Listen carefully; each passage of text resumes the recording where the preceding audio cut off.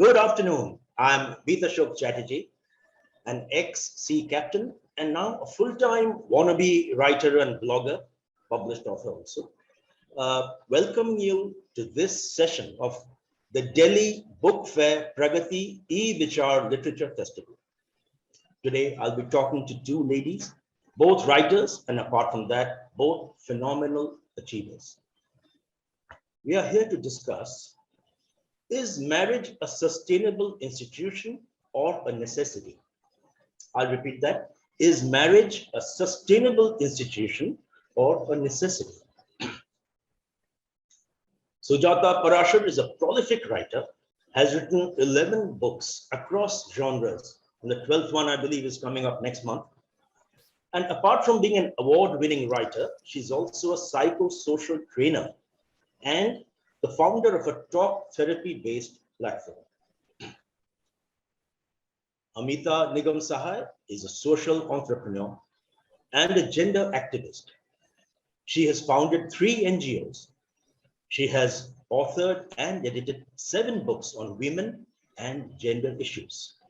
So, both experts in their own field, let us learn from them. But I'm not going to do all the talking. I'll leave it to my guests to introduce themselves, okay? Let's go alphabetically.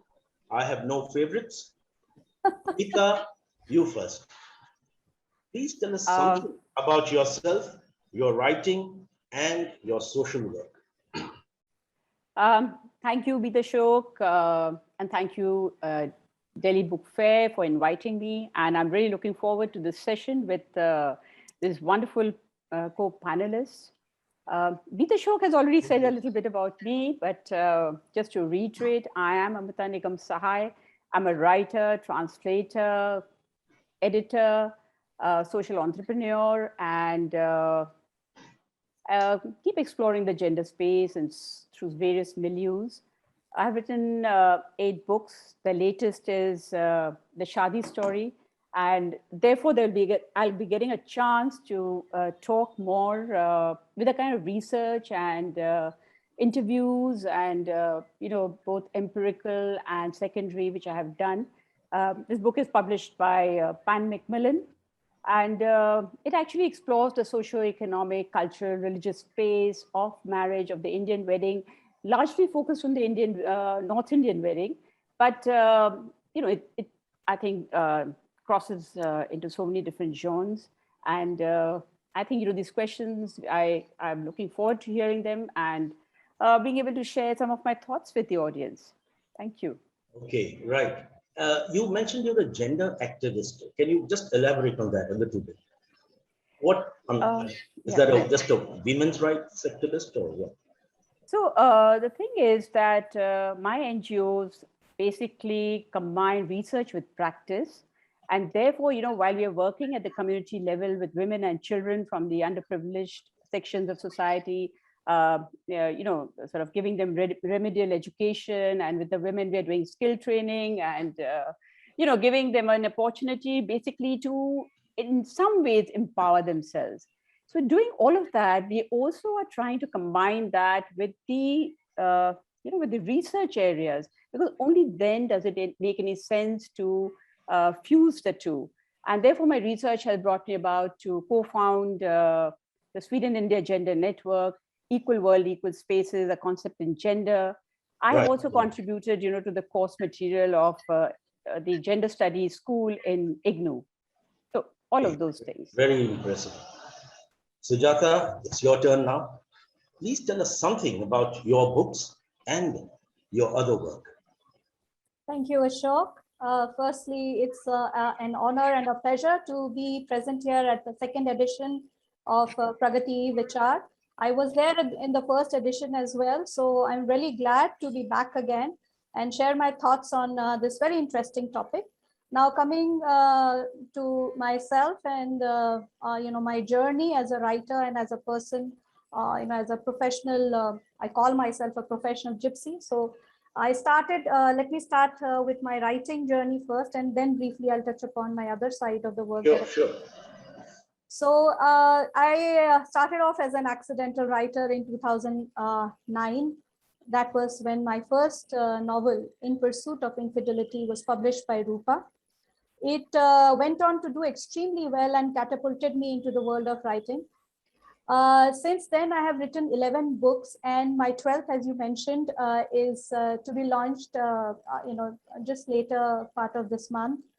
So I'm looking forward to it. It's a book on single parenting, and about 50 single parents from India, across India, as well as from around the world have contributed to the book. Of course, the entire framework structure has been created by me, but It's a non-fiction book.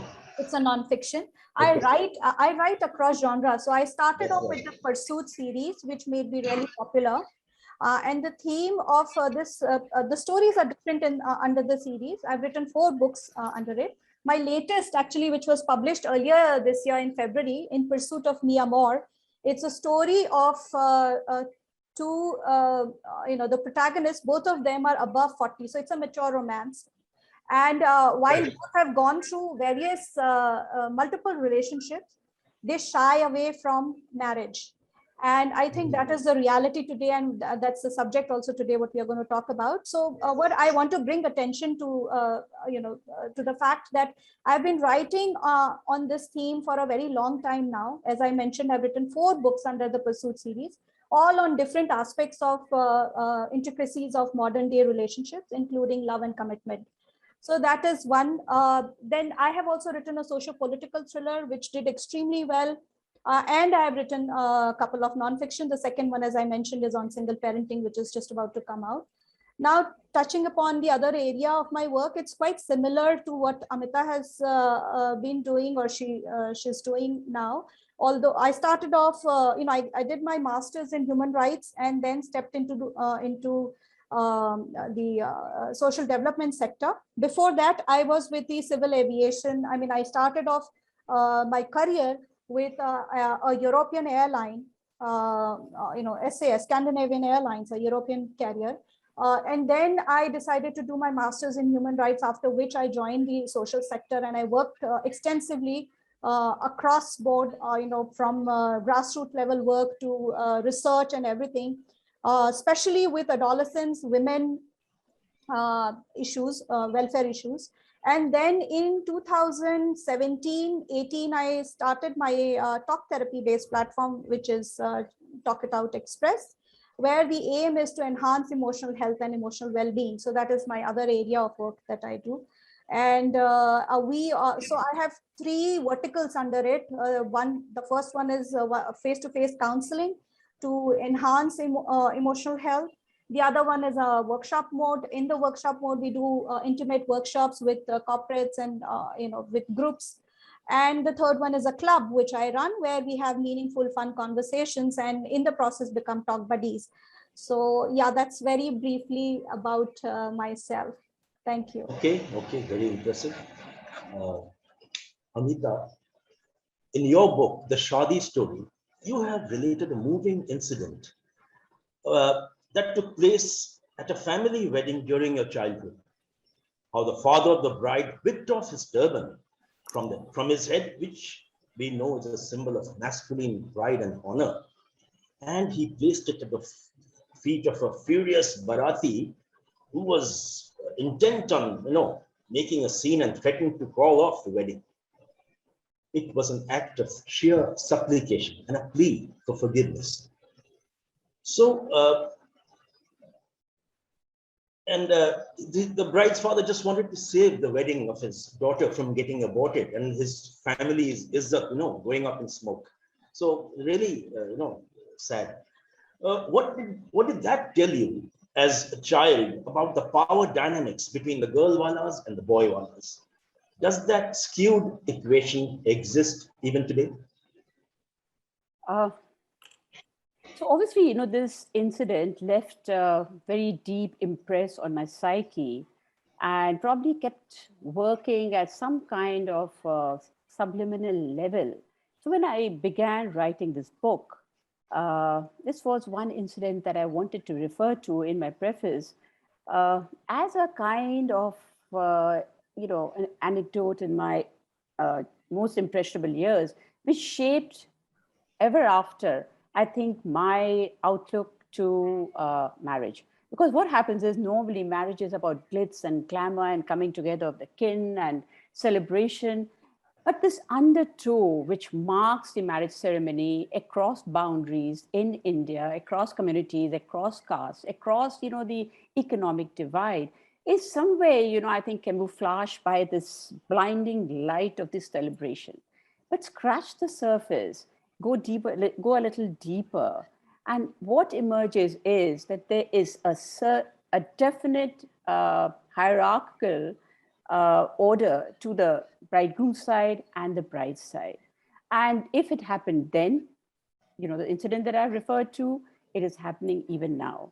Go to the matchmaking process itself, go across all the advertisements, the various bureaus which are catering to the matchmaking, whether it be online, whether it be the print space, whether, you're going digital, everywhere you can see that there is a list of demands which is there from the groom side, where beauty, along with all the other attributes, the physical attributes of a woman, the complexion and how she looks and slim or tall or whatever, all of that, and including there are, if it would just end at that, but when it comes to the actual viewing session, it's actually the groom side largely, which still is selecting the bride. And you'll always come across this language, which in itself is a huge reflection on the power equation, where they say, oh, the boy has liked the girl. Normally this is how it's put. So I think, language is a great, way of reflecting the psychological space. And if matchmaking is there, I would also come, to dowry. And it's happening even now. And, and you can hear about it, across all different kinds of media and I want to sort of make a distinction over here between dowry and stridhan. Dowry is about demanding something from the bride's side, whereas, stridhan is her wealth. So there is a difference because, we don't want women to go without any kind of wealth because, it's going to come under the garb of dowry. But dowry, and what is it? It is to woo the bridegroom side. Is it to buy the bridegroom, the right kind of bridegroom, the most eligible or whatever, with, the little carrot which is dangled in front of the bridegroom's party. And besides that, I'm not even coming to Kanyadan, the most regressive form of proprietorial, entitlement of the father, largely the father, who then hands over the girl to the keeping of another male, which just infantilizes women. So all of those things, as I say, in many ways are perpetrated because they're, after all, a reflection of some of the huge patriarchy in Indian society. So I would say, unfortunately, yes, it continues. Very well explained. Sujata, in your books, in particular, the Pursuit series that you were just referring to, you have explored relationships a lot. Tell me, in your opinion, what are the various reasons why marriages fail? Yeah, thank you for that question. It's a subjective issue, but since you're asking my views, I think marriages fail for only one reason, and that is that we marry for the wrong reasons. We marry either to please our parents or under societal pressure, or to tick off that, achieved one milestone. So you just tick it off from the list, or maybe as a second stage or the next level after falling in love. Now, these are very superficial reasons, I think, sometimes even false reasons for two people to come together and enter into a solid institution like marriage, which requires a humongous effort on both the parts and a lot of sacrifices as well to, kind of lead a happy, life together. So, yeah, that's my short answer to your question. Yeah, makes sense. There is a quotable quote from the American comedian Groucho Marx. I believe Acharya Rajneesh also repeated it and passed it off as his own. So he says, marriage is a wonderful institution, but who wants to live in an institution? So Amita, do you think that the institution of marriage is outdated and on the decline? That's a nice provocative question, Beetashok. I mean, the thing is, if you look at global trends, certainly marriage as an institution is under the scanner. Look at the states, for instance. There are about 6.8 persons per 1,000 people who actually opt for marriage. And there's something like 50% divorce rate. And in Europe, it's practically the same. In India, if you were to saying that, okay, marriage is on the decline, no, I think it's very much, a part of how most adults in India think that it's going to be part of their destiny. The youth today, young women and men, when interviewed, at least 90% to 99% say that they think that marriage is going to be a part of their adult destiny, right? And also, if you look at the divorce rates in India, it's about 1.1% of marriages that take place. But I think it's not a reflection of the reality because, there are so many reasons why it is not enumerated. Yeah, quite in the same way as it happens in the States. And, if you just go deeper into the literature, you'll find that, it's not even a reflection. And interestingly enough, there are at least 75%, youth who say that they will go for an arranged marriage, despite the fact that you have this plethora of platforms which are now talking about romance and the social media, which in so many ways is influencing the youth in so many invidious ways. Despite all of that, the overwhelming youth, the numbers of youth seem to be favoring the arranged marriage.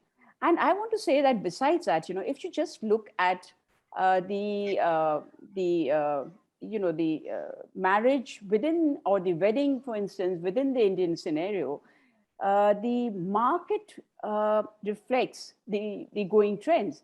And therefore, if you see that the economy, the wedding economy or the wedding industry is somewhere to the tune of $50 billion.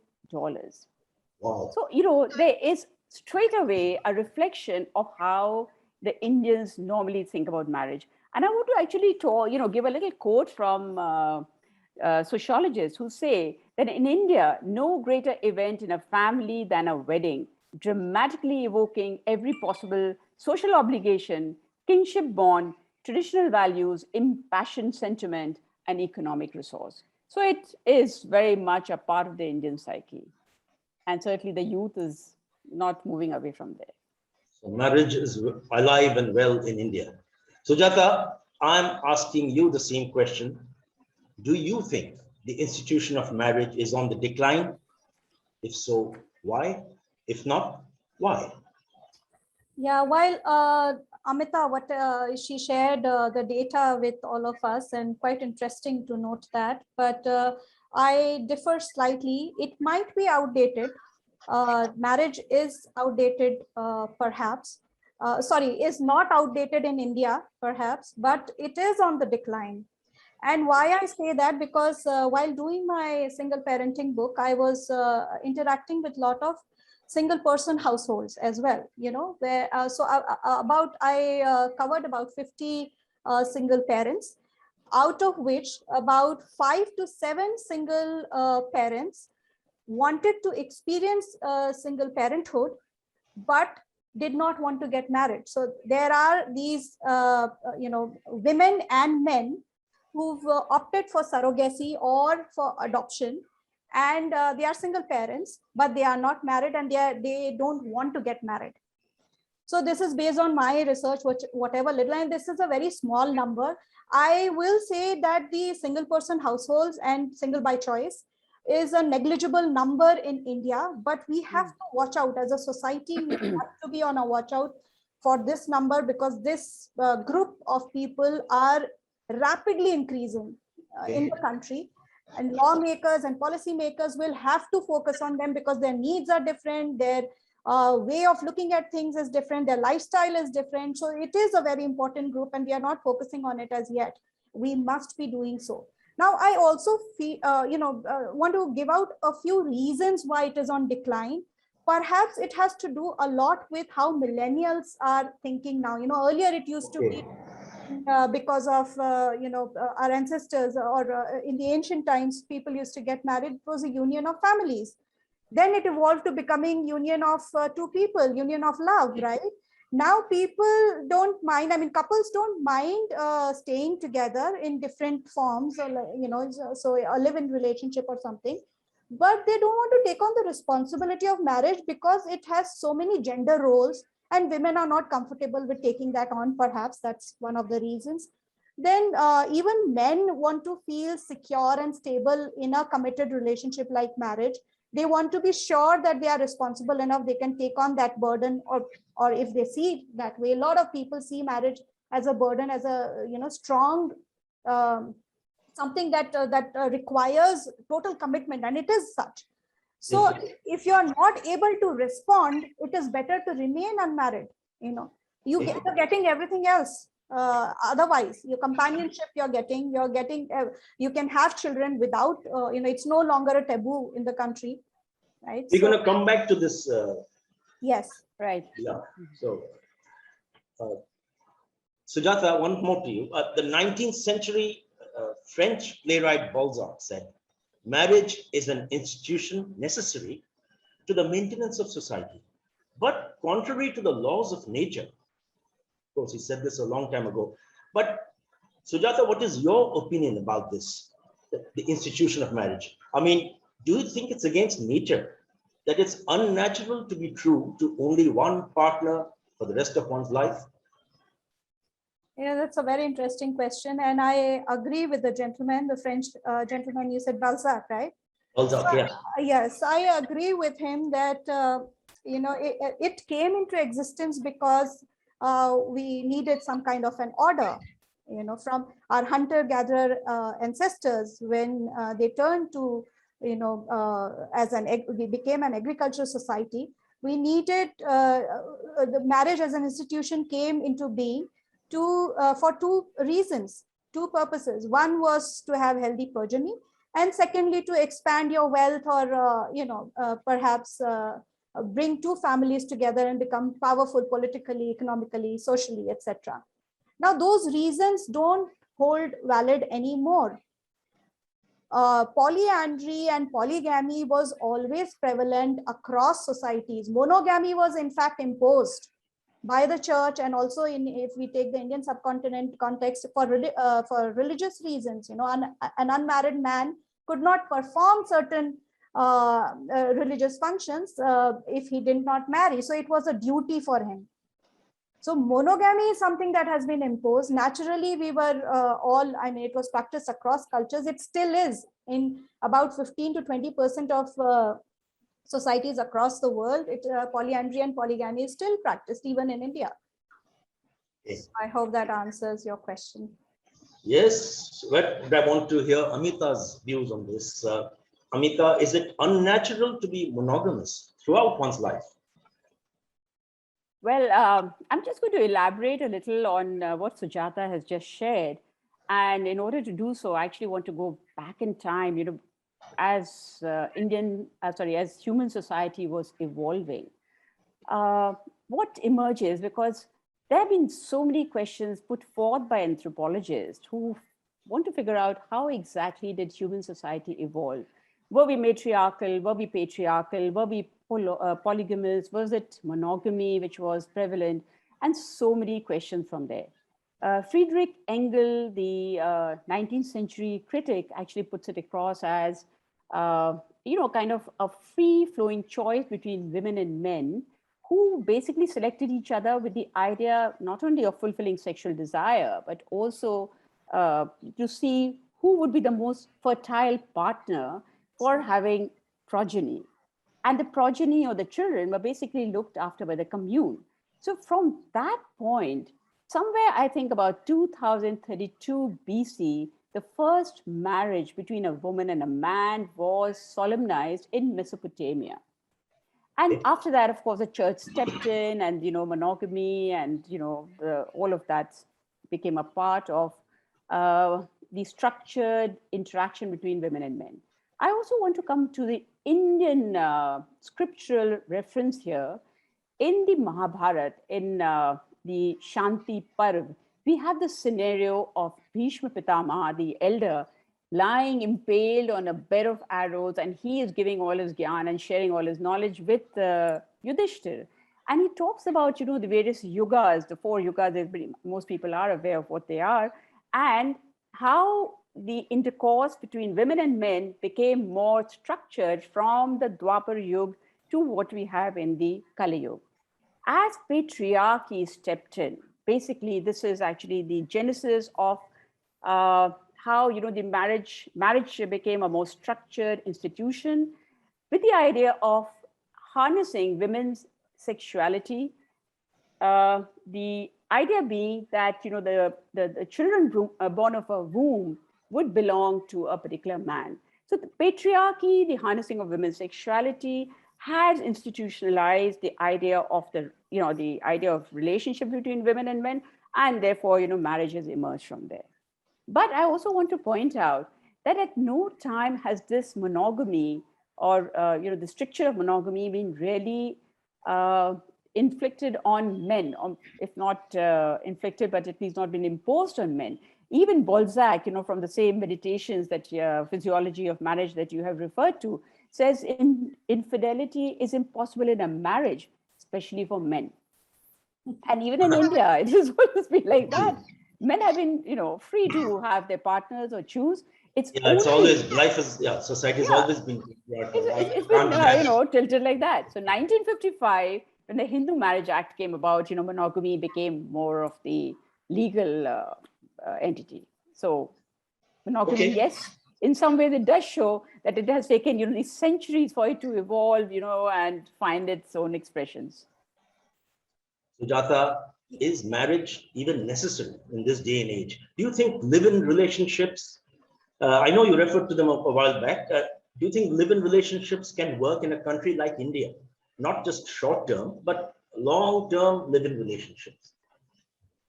Well, I think yes, they are very much possible, more and more so, because as I mentioned that the millennials, their modern ways of thinking has impacted every area of human interaction. And millennials think in a very different way. In fact, the Gen Z is even more, kind of much more progressive, or have a very different kind of thought process than what we have been conditioned to think. We have been brought up with that kind of conditioning that marriage is forever and everything, and you need to be legally recognized, socially, legally recognized by the society and everything. That does not bother them so much now. Earlier it was a question of security of women in the in the couple. It was the woman who was always looking for security and stability. Now that is gone. Now both the partners equally look for stability and security and trust in a committed relationship. So the onus is on both the partners. At the same time, they would like to kind of explore the possibility of staying together without having that legal sanction and all, because that is an accepted norm now. That's the way of thinking. That's how they have got used to that viewpoint. So I think live-in relationships have a big, it's already there, but it's not so prevalent now in our society. But I think it is here to stay, and that is where this is all kinds of different kinds of committed relationships will come up now. Apart from what we are seeing, marriage being a major institution used to be earlier. Now it will become a minority institution. Okay, that's what I think. Interesting. Okay, ladies, we have about 10 minutes left, so let's continue, and let's keep the answers a little shorter because I have still several questions.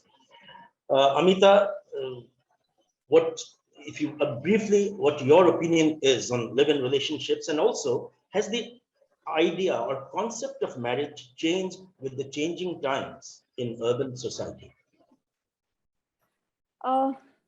Well, I would say that despite everything that I've said earlier, that 99% of the youth still see marriage as a part of their adult destiny. Yet, there are so many gray areas which just need to be explored and which are emerging through various media. Therefore, I think, every truth that we seem to think is the ultimate and the absolute one is counterbalanced by something else which is emerging in society. And I think that is actually a pointer to a hugely dynamic society such as ours, which is also has one of the largest young population in the world. So in a way, of course, it is a reflection of, all of these new areas, influences coming from different quarters, from social media, Bollywood, whatever, you name it.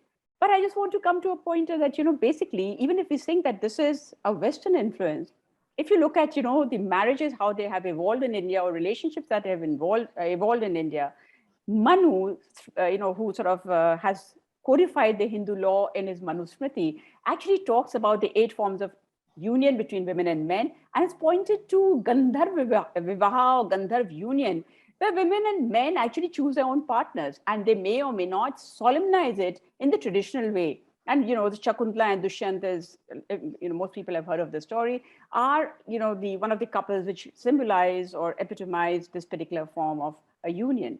Therefore, yeah, so if you're talking about has it changed, I feel that there's so many different areas which are being explored, but contrary to our thinking that, it's basically the youth which are practicing it, I was amazed to find in my research that there are small towns in India, for instance, well, there is Nagpur, not so small, but Ahmedabad also, where there are senior citizens who are going for something like, the Jaish, Nagrik, live-in relationship, Mandal or something like that, because they're looking for not getting married, but having a relationship which gives them the kind of flexibility and a fluidity, in the as senior citizens. Yeah. So, there you are. What about serial marriages? I'm coming across this term serial marriage, where people go through a series of short-lived marriages.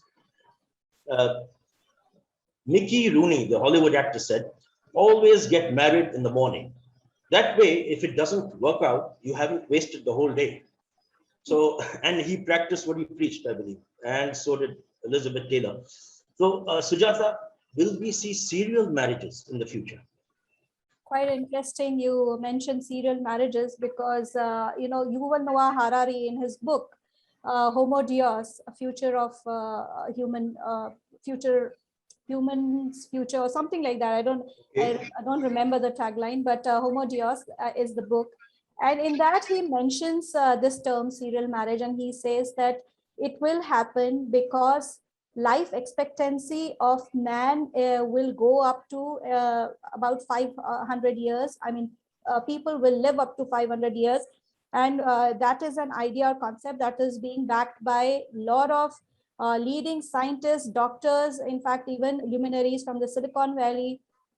They are already betting on it. And if that happens, if a person lives up to the age of 150 plus or say 500 years, you cannot expect a person to be stay in a single relationship or in a single marriage.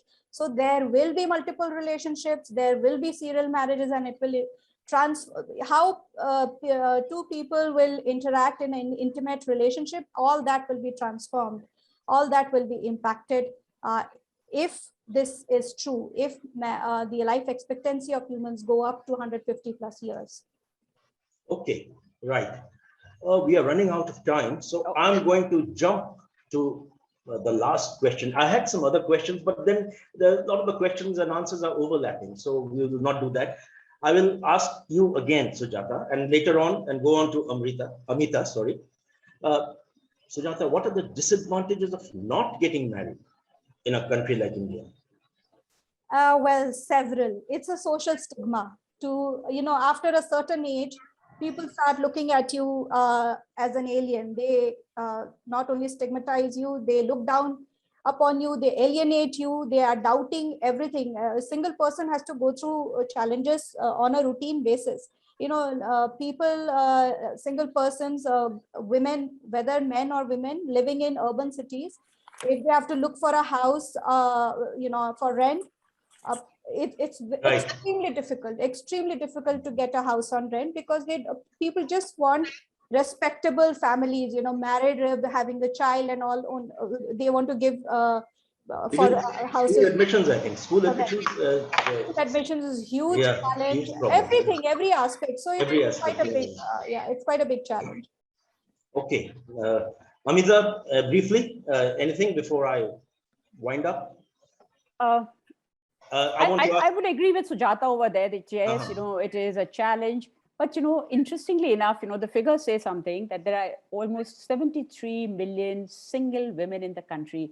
Many of them, of course, widowed or divorced and also unmarried. So in a way, this is, I think, an indication of the changing trends. We are in several gray areas. And therefore, I think one of the most interesting takeaways from our session today is that nothing is an absolute in India. Of course, there is the surface, but go beyond the surface. It's a very dynamic and an organically growing society, and all of it is reflected even in, relationships between women, men, heterosexual, non-heterosexual. Everything is being explored. Of course, there's always this camouflage, which is also a part of our society. But beyond that, I think a lot of things are alive. And I think that's something heartening, because a static society would be a dead society. Absolutely.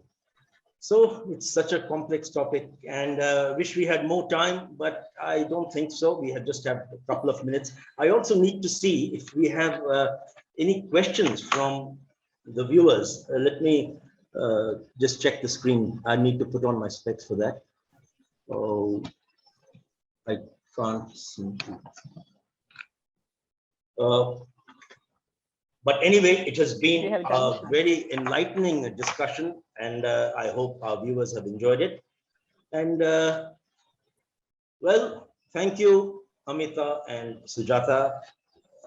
I'm no sociologist or great intellectual or academic, but to have had this honor of speaking to, of moderating a discussion between two highly intelligent, knowledgeable, qualified women on a complex subject such as this. My only qualification is that I'm an old guy, married for a long, long time, 38 years and still counting.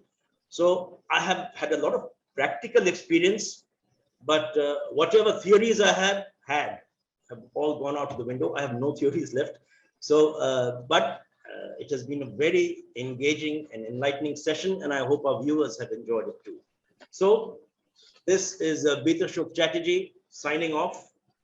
Have a good day, all of you. Thank you. Thank you very much. It's been wonderful.